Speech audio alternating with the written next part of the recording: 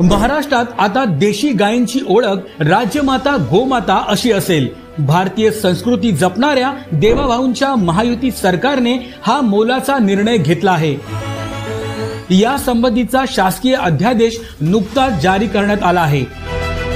महाराष्ट्रात देशी गायींच्या संख्येत वाढ करून त्यांचं संवर्धन करण्याच्या दृष्टीने देशी गायींच्या पालन पोषणासाठी पशुपालकांना प्रेरित करण्यासाठी हा महत्त्वाचा निर्णय घेण्यात आला आहे।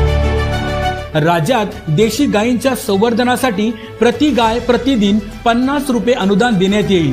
गोशाळांना अत्यल्प उत्पन्न असल्याने त्यांच्या मदतीसाठी हा निर्णय घेण्यात आला आहे। त्या देशी गायीचं संवर्धन झालं पाहिजे म्हणून हा दर्जा देण्यात आलेला आहे।